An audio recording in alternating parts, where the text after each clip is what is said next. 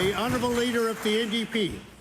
Thank you, Mr. Speaker. Our caucus was recently contacted by a person living in the HRM who spoke about how their rent for their one-bedroom apartment was taking about half of their income, and they said, these are their words, that they're freezing and starving just to occupy a space.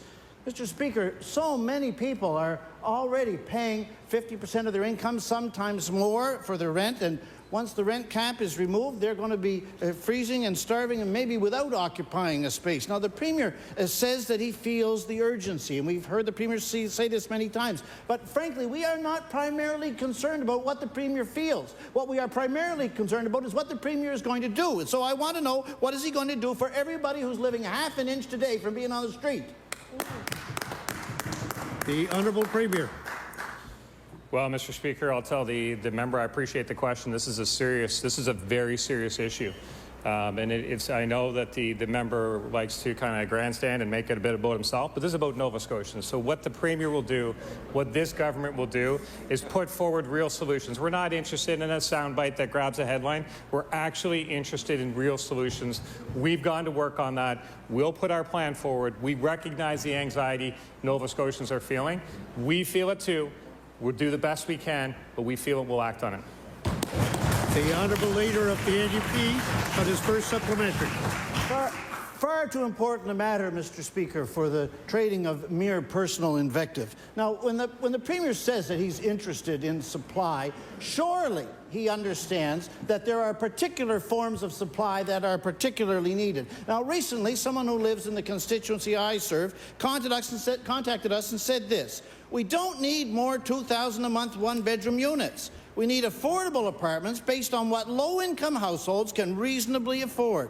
So I want to ask the Premier the question he failed to answer in the throne speech yesterday. What is he actually going to do to increase the supply of truly affordable, accessible housing in our province? The Honourable Premier. Thank you, Mr. Speaker, and it's a good example of a lack of understanding of the complexities of the issue. We need supply at all levels. A $2,000 a month apartment can be moved into somebody who may vacate an apartment that's more affordable for somebody else. For the member to suggest that there is only supply that's needed at one level just shows the member really doesn't understand the issue. We understand the issue. We will put forward real solutions. We're not interested in the sound bites that the member is interested. We're interested in serving Nova Scotians, and that's what we'll do. The Leader of the NDP on his final supplementary. Mr. Speaker, let me tell you what I do understand.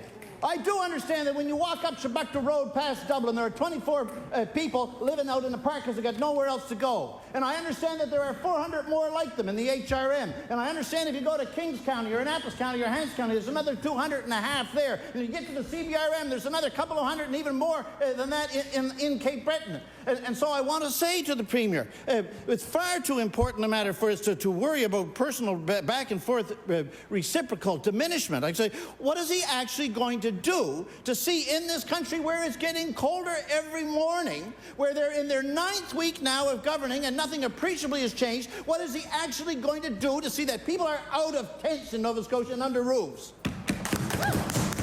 The Honourable Premier. We're going to work to get them shelter. That's what we're going to do. And we're going to do the job that's been We're going to do something that no government in this province has done for 12 years. We're actually going to focus on the problem and real solutions and not political antics.